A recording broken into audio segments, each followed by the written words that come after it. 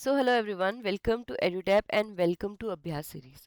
Students, आज की computer class में हम कवर करेंगे topic of memory organisation. Exam perspective से ये एक बहुत इंपॉर्टेंट टॉपिक है।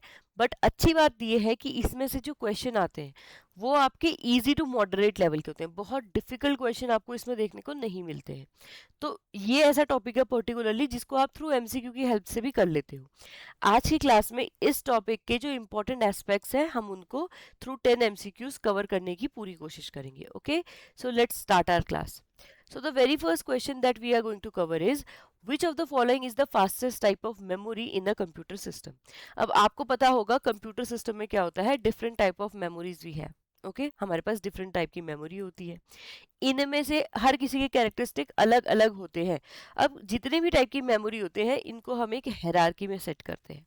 ओके, कि फर्स्ट में कौन आएगी, सेकंड में कौन आएगी, थर्ड में कौन आएगी, इस तरह से। एंड हायरार्की हमारी किन चीज़ों पे बेस्ड होती है?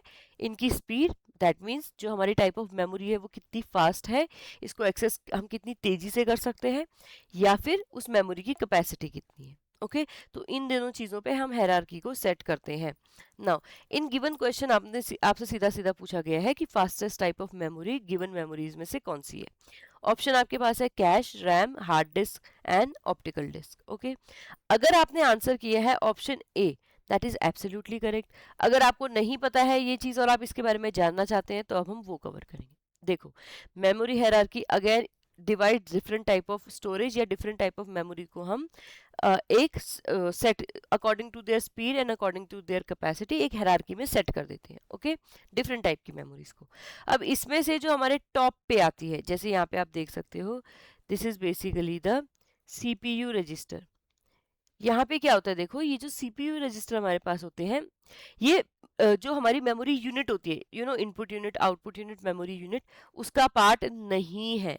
रादर ये किसका पार्ट है? ये सीपीयू का या प्रोसेसिंग यूनिट का पार्ट है। वाई? क्योंकि देखो सीपीयू जो आपके रजिस्टर होते हैं, सॉरी, ये बहुत ही छोटी कैपेसिटी के होते हैं। क्यों? क्योंकि ये सीपीयू को हेल्प करते हैं उन चीजों को करने में जिस पे सीपीयू अभी काम कर रहा है। तो सीपीयू अभी जिस चीज पे काम करेगा उस चीज पे ये जो सीपीयू रजिस्टर है ये काम करते हैं। ठीक है, इसीलिए इनकी कैपेसिटी क्या होती है? बहुत कम होती है। स्पीड क्या होती है? बहुत फास्ट। क्यों? क्योंकि सीपीयू अगर आपका स्लो होगा तो कंप्यूटर आपका बहुत ही स्लो रन करेगा, उसकी प्रोसेसिंग स्लो होगा, स्टोरेज के लिए चीज़ें भेजना स्लो होगा, इनपुट आउटपुट आप कनेक्ट करोगे लेकिन उनको कनेक्ट करने में टाइम बहुत लगेगा। तो सीपीयू को क्या चाहिए कि मेरे साथ फास्टेस्ट मेमोरी हो, और वो काम करते हैं आपके register. Okay, that is why ये फास्टेस्ट टाइप की मेमोरी है, हाउएवर स्मॉलेस्ट है कैपेसिटी में। ऑल राइट, देन इसके बाद जो आपकी मेमोरी यूनिट आती है, क्योंकि ये तो आपका सीपीयू का पार्ट है रजिस्टर, तो जो आपकी मेमोरी यूनिट आती है उसमें दो ही इंपॉर्टेंट मेमोरी है। First is primary, the second one is secondary. Okay, primary and secondary. जो प्राइमरी यूनिट आपकी है वो फर्दर डिवाइडेड है into RAM and ROM. And उसी रैम में से एक तरह की रैम होती है एस रैम, जो आपकी बनाती है कैश मेमोरी। अब अगर ये रैम का पार्ट है तो हम इसको अलग क्यों रखते हैं? क्योंकि इसका काम बहुत अलग है।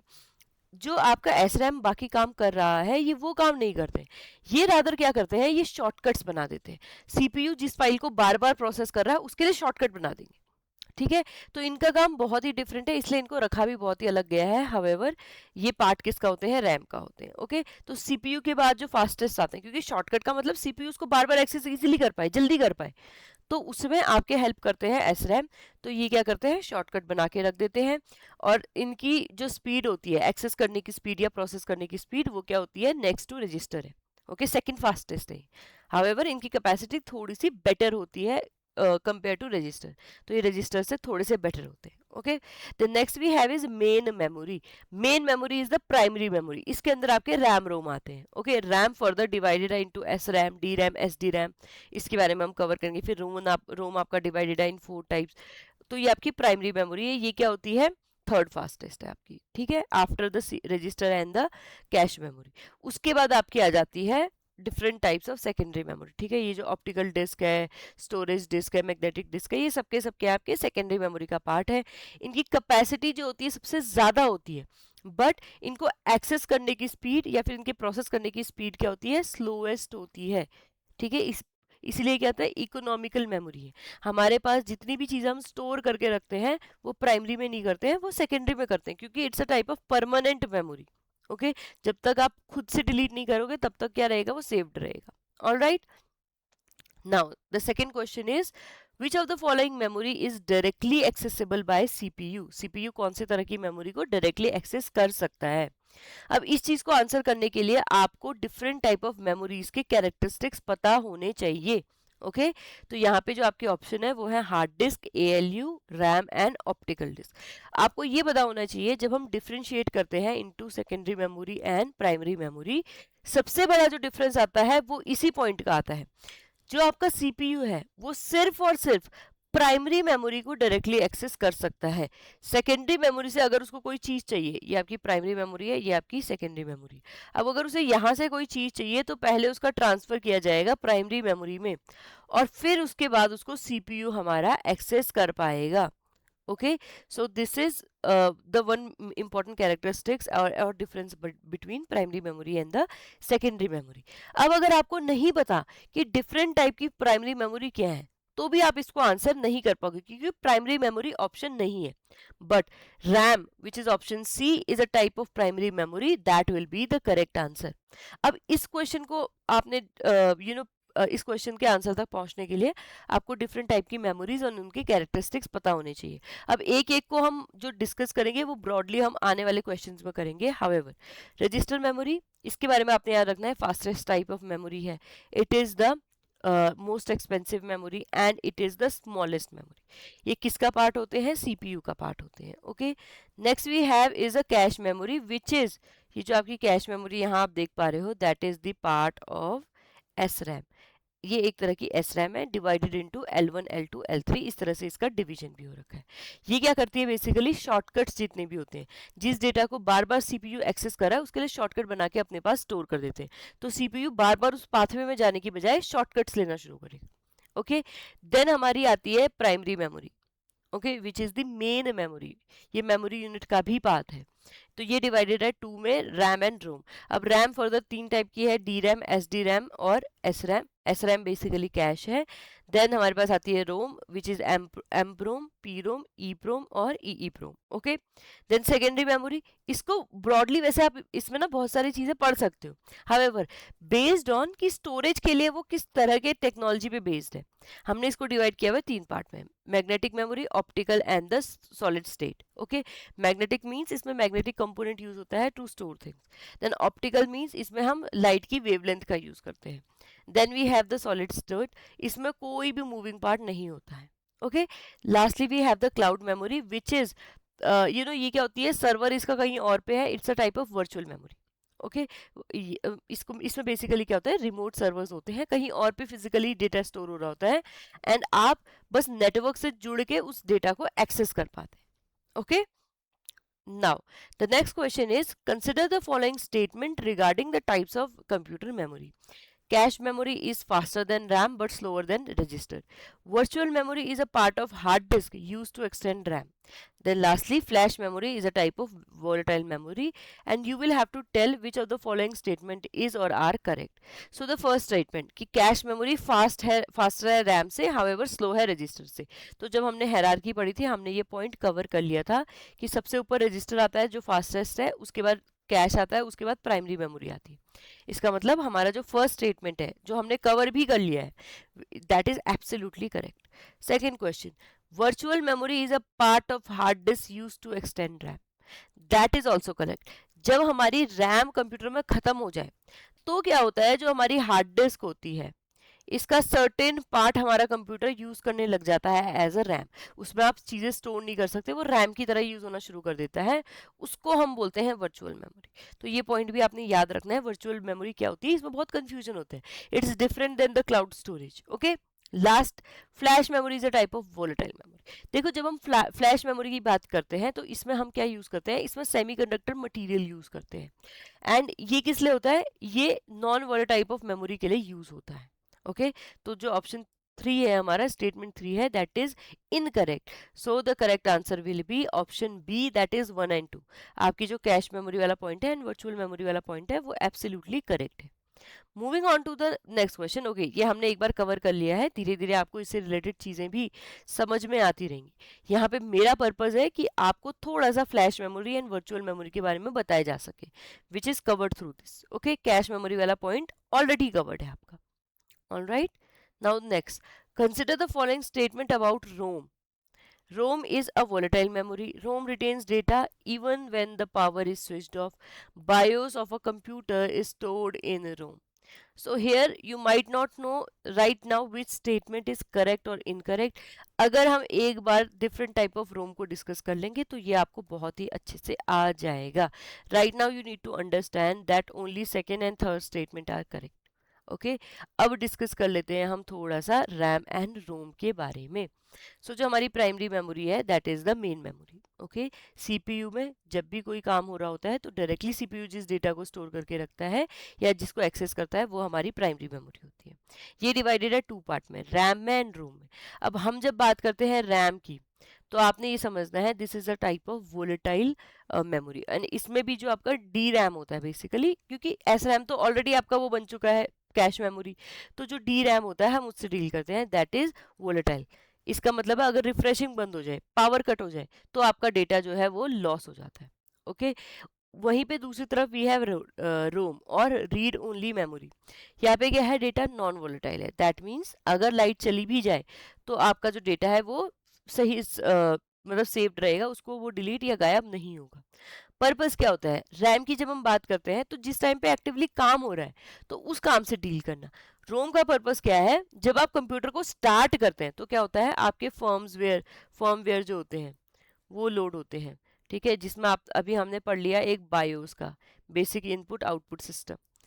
ठीक है, जैसे आप उठते हैं सुबह सुबह तो आपका अगर कहीं पे दर्द हो रहा तो आप देखते हैं यार यहाँ क्या हो गया, या अगर आप ठीक भी हैं, हाँ आज ठीक लग रहा है, इस तरीके से आप उठते हैं, you check your whole body, या आप नहीं करते तो your brain check your whole body.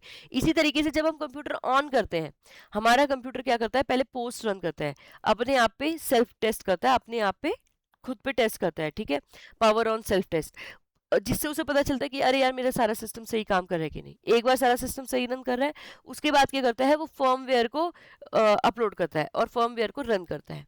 Firmware में बेसिकली क्या होता है, आपके इनपुट आउटपुट, आपकी बाकी चीज़ों को देखा जाता है कि अरे हार्डवेयर अच्छे से काम कर रहा है कि नहीं, अच्छा ये चीज़ अच्छे से काम कर रही कि नहीं, मेरी मेमोरी सही है कि नहीं, रैम रोम ठीक जगह पे है कि नहीं है, ये सब चीज़ें काम की जाती हैं। एंड उसके बाद फर्मवेयर क्या करता है, बूट प्रोग्राम को ऑन करता है। ठीक है, मतलब आपके विंडो का जो प्रोग्राम है या विंडो का जो कोर है जो रिस्पॉन्सिबल है कंप्यूटर के सीपीयू के ऑन होने के लिए, उसको लोड करता है। एंड इस तरीके से आपका कंप्यूटर जो है वो ऑन होता है बेसिकली। ओके, देन अगर हम बात करें रीड राइट कैपेसिटी की, तो रैम में बेसिकली आप रीड भी कर सकते हो और राइट भी कर सकते हो। दैट मीन्स जो ऑलरेडी चीज़ें स्टोर्ड हैं आप उनको पढ़ भी सकते हो, एंड जो चीज़ें आपने ऐड करनी है उनको ऐड भी कर सकते हो। रोम प्राइमरीली जो मेन रोम आपकी होती है वो क्या होती है, वो रीड ओनली होती है। इसमें कुछ फॉर्म मॉडिफाई हो जाती है, हाउएवर इसका जो मेन पर्पज है वो यही है कि आप इसको डिफरेंट ना कर सके। आप ये ना कर सके ठीक है कि यार लैपटॉप ले आया उसमें पावर बटन दिया हुआ नहीं, बट मैं चाहता हूँ कि जब मैं कंट्रोल एस दबाऊं तभी मेरा कंप्यूटर ऑन हो। ठीक है, अगर ये आपने करना है तो उसके लिए आपको जो छेड़छाड़ करनी पड़ेगी वो रोम के साथ करनी पड़ेगी। देन स्पीड की बात करें तो रैम जो होती है फास्टेस्ट मेमोरी है, कंपेयर करें अगर दोनों रैम रोम में, और इसको इसमें डेटा को क्विकली एक्सेस कर सकते हैं। रोम भी फास्ट है, हाउएवर ये रैम के मुकाबले स्लोअर है। ओके, देन कैपेसिटी की बात करें तो रैम हमारी यूजुअली ज़्यादा होती है कैपेसिटी में कंपेयर टू रोम। रोम में क्योंकि इतनी ज़रूरत नहीं है प्रोग्राम को स्टोर करने के लिए, बायोस वगैरह हमारे बहुत कम डेटा में आ जाते हैं तो उतनी ही इसकी स्टोरेज होती है। ओके, तो यहाँ पे कुछ एग्जांपल दे रखे हैं, जब सीपीयू एक्टिवली काम करता है तो रैम यूज़ होती है, जब हम स्टार्ट करते हैं कंप्यूटर तो रोम यूज़ होती है। ओके, एंड मॉडिफिकेशन, डेटा को हम कॉन्स्टेंटली मॉडिफाई कर सकते हैं रैम में, हम डेटा को कॉन्स्टेंटली मॉडिफाई नहीं कर सकते हैं रोम में। ओके, इनके बारे में फर्दर आपको समझ में आएगा जब हम इनके टाइप्स वगैरह डिस्कस करेंगे। Now consider the following statement: the ALU perform arithmetic and logical operation, the control unit directs operation of the processor, SRAM requires constant refreshing to maintain the data stored in it। अब आपको ये पता होगा कि ALU and control unit हम last class में cover कर चुके हैं, and that is why I have added this. ठीक है। तो जब हम बात करें एएलयू की, क्या ये अर्थमेटिक एंड लॉजिकल ऑपरेशन करता है? ऑफ कोर्स, इसीलिए इसका नाम क्या है? एएलयू है। Control unit directs operation of processor, या कंट्रोल यूनिट डायरेक्ट करती है, डायरेक्शन देती है प्रोसेसर को कि क्या काम करना है, क्या काम नहीं करना है।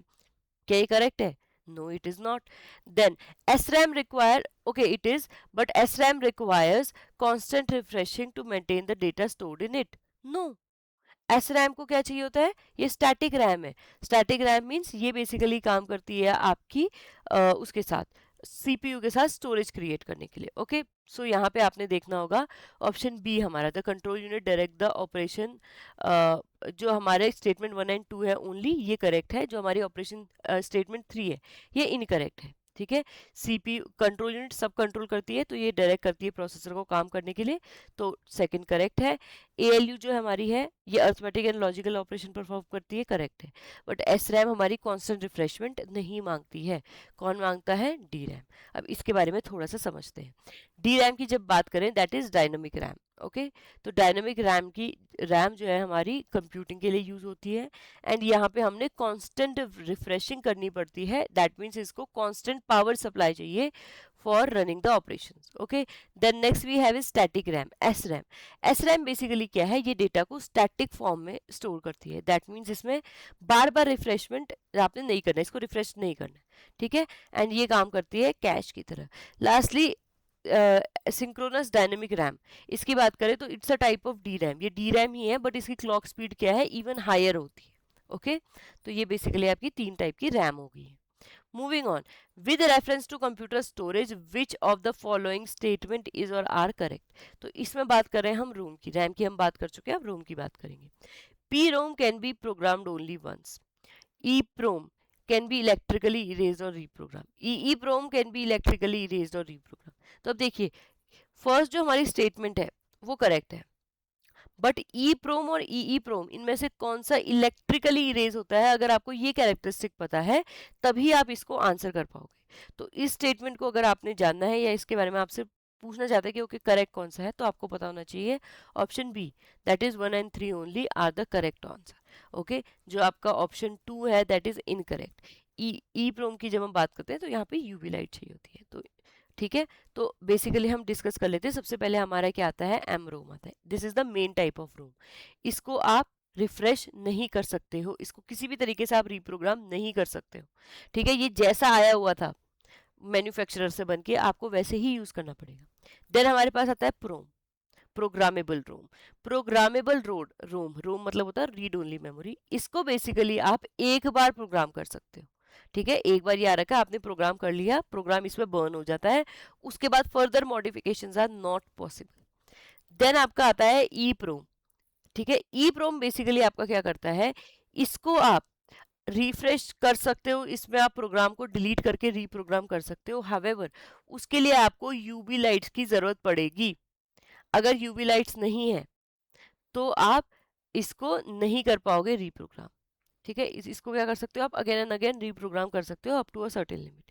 देन आपका है ई प्रोम। देखो, अब यूवी लाइट के थ्रू काम करना बहुत पॉसिबल सबके लिए नहीं है, तो उसका इजियर फॉर्म रीप्रोग्रामिंग के लिए आ जाता है आपका ई प्रोम, जहाँ पे आपको इलेक्ट्रिसिटी यूज होती है टू रीप्रोग्राम।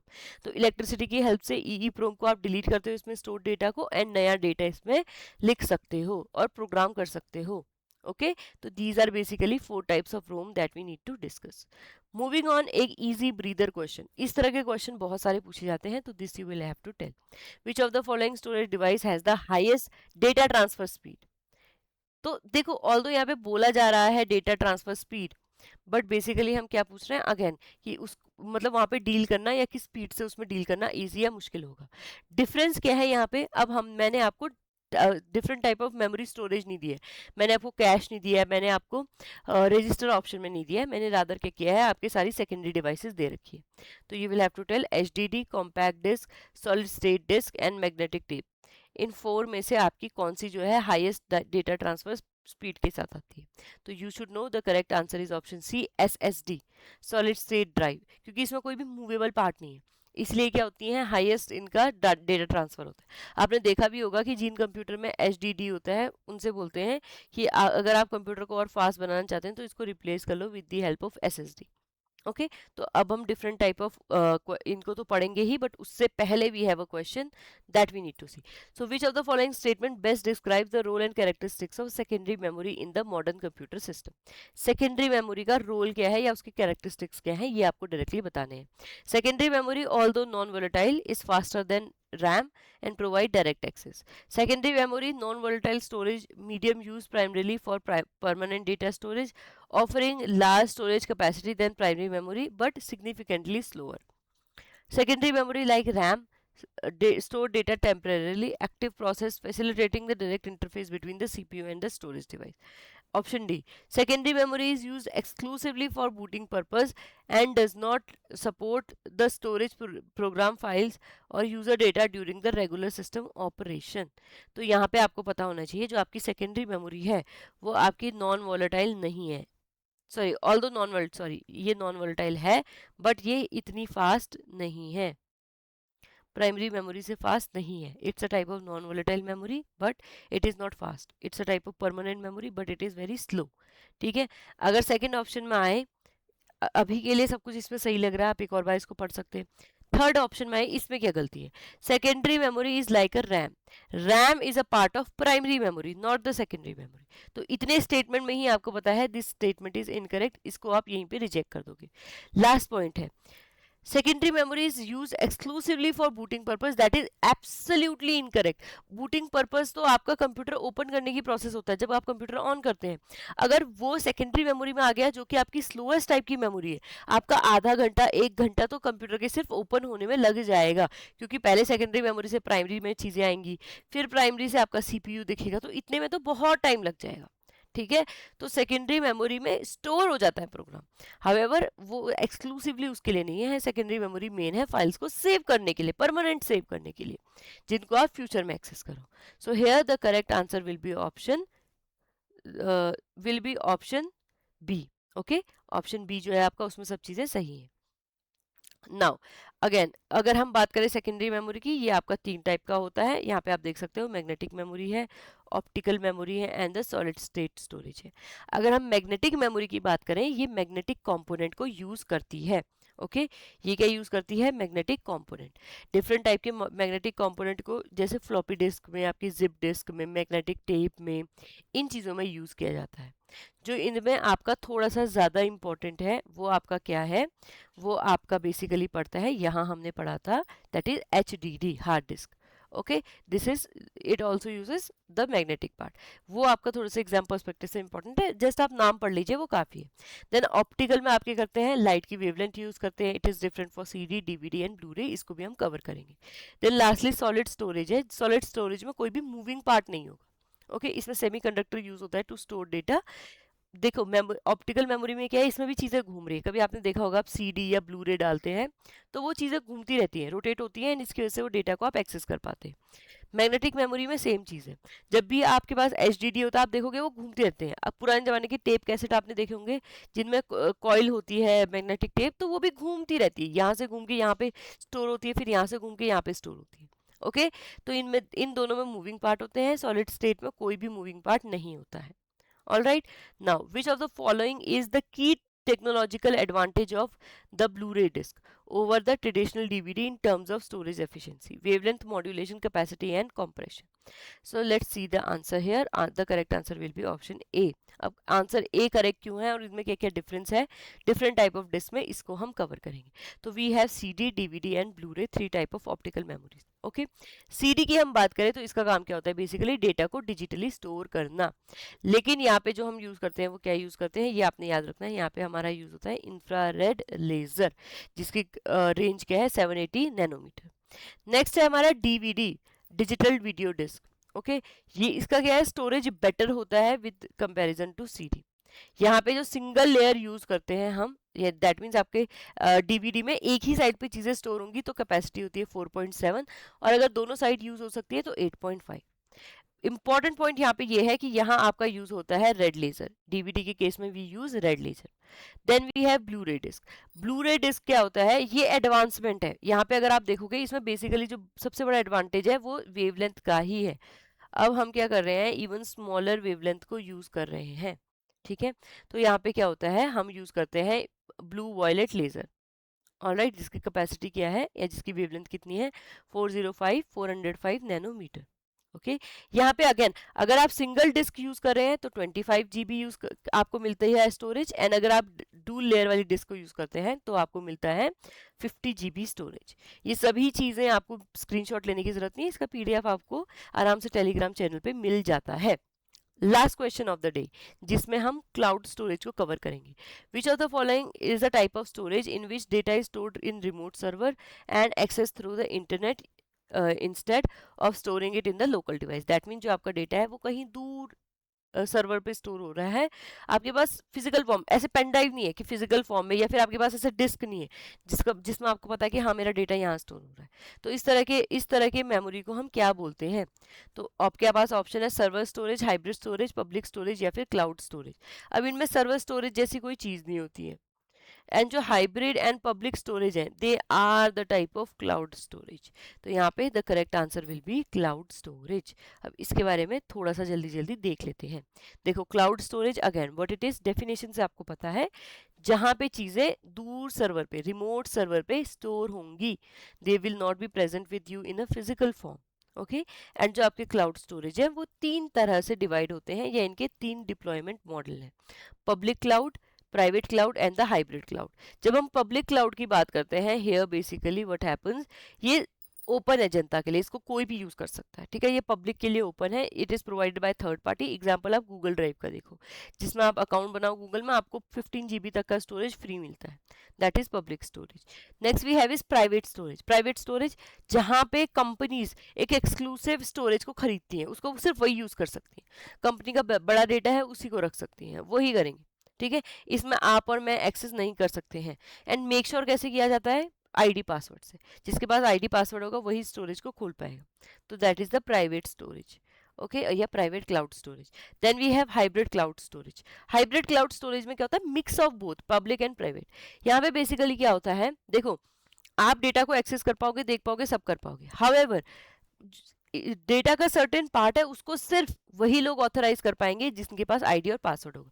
जैसे कि आप गवर्नमेंट वेबसाइट पे जाते हो, आप वहाँ पे जाके जितनी चीज़ें पढ़ना चाहते हो, देखना चाहते हो, वो सब आप देख लोगे कि ठीक है, अच्छा गवर्नमेंट ने ये डेटा रिलीज किया, ये किया, वो किया। बट लेट से आपको नया अकाउंट बनाना है, या आपको किसी की जो इन्फॉर्मेशन है वो अप्रूव करनी है, तो उसके लिए वो आपसे लॉग इन मांगता है। तो कुछ जो साइट है, साइट का जैसे 50% है वो सबके लिए अवेलेबल है, ठीक है, आप अपना नया अकाउंट बना सकते हैं, उस पर आप डेटा को एक्सेस कर सकते हैं। हाउएवर कोई भी मॉडिफिकेशन अप्रूवल, उसके लिए आप लॉगिन आईडी पासवर्ड मांगा जाता है, so that is the hybrid type. Certain percentage public के लिए है और बाकी का बचा हुआ परसेंटेज ऑर्गेनाइजेशन के लिए। ओके, तो with this we have covered this important chapter of memory organization. Okay, so thank you so much students. Now if you have any query or if you want to ask anything, so here is on details, you can contact us. Now students, if you are preparing for this examination and you are looking for some quality courses that will help you to prepare very well for this, and since आपको ये नहीं चाहिए कि आपको दुनिया भर की चीज़ें मिल जाए, you want a course that is very exam focused, तो उसके लिए EduTap have this amazing course। And उस कोर्स में जाने के लिए बेसिकली देखो, आप किसी पे भी आंखें बंद करके भरोसा नहीं कर सकते हो, तो EduTap के कोर्स की डिटेल तो आपको मिलेंगी। However I would specially request to go for this 2-day demo UPSC EPFO APFC course. Okay, यहाँ पे बेसिकली क्या है, आपको जितने भी आपके क्वेश्चन पूछे जाने वाले हैं, जितने भी सब्जेक्ट आपके आने वाले हैं एपीएफसी एंड ईओएओ एग्जामिनेशन, उन सभी की आपको डेमो क्लासेस मिल जाती है। जैसे आप क्वांट में देखोगे आपको कॉन्सेप्ट क्लासेस मिल जाती हैं एंड चैप्टर वाइज एमसीक्यू मिल जाते हैं, ऐसे ही वेरियस सब्जेक्ट के लिए आपको वेरियस ऑफरिंग मिल जाती है। And now to access this course, अगर आप इसमें इनरोल करना चाहते हो या फिर आप इस कोर्स को देखना चाहते हो, क्योंकि इसकी जो आपकी वैलिडिटी है वो सिर्फ 2 दिन की है, ठीक है, तो आपको क्या करना है, डिस्क्रिप्शन बॉक्स में जब आप जाओगे आपको लिंक मिल जाएगा, ये सभी डिटेल्स आपने भरनी है एंड आपको 1 रुपये की नॉमिनल सी फीस पे करनी है।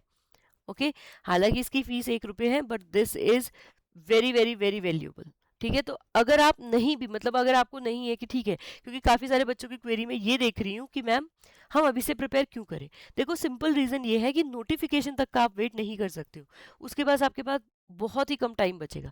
लास्ट ईयर भी स्टूडेंट्स ने मिस्टेक की थी कि उन्होंने ना पहले तो यही चीज़ें बोली कि नहीं पता नहीं कब आएगा, मैं क्या करूँ, मैं ये कर लेता हूँ, एंड सडनली एग्ज़ाम आ गया। तो इन एग्जाम्स के लिए देखो, मैं आपसे ये भी नहीं कहूंगी कि आप इसको प्राइमरी गोल बना के चलो कि मुझे बस करना ही करना है, नहीं तो मैं खाऊंगा भी नहीं, पानी भी नहीं पीऊंगा, मैं कुछ एग्जाम नहीं दूंगा। अगर आप किसी और एग्जाम के लिए प्रिपेयर कर रहे हैं, लेट्स से आरबीआई के लिए, नबार्ड के लिए, तो वो भी आप कीजिए। हावेवर इसमें कोशिश कीजिए कि एटलीस्ट जो इजी कंपोनेंट है, जैसे कंप्यूटर का कंपोनेंट है, उनको तो आप कवर कर ही लीजिए। ओके, सो आपको कोशिश करनी है कि आप इस डेमो कोर्स को लें and with in 2 days at least जो यहाँ आपको चीज़ें अप्रॉक्स ऑलमोस्ट फ्री में ही आपको ऑफर हो रही है, तो उनको के आप गो थ्रू करें ताकि आपका कुछ कुछ पार्ट तो हो जाए। Okay, so student, this with this let's close today's class. अगर आपको कोई भी डाउट अभी है तो कोशिश कीजिए कि विद इन नेक्स्ट 24 आवर और 48 आवर्स आप अपनी क्वेरीज को चैट बॉक्स में लिख दीजिए। Okay, so thank you so much and have a nice day.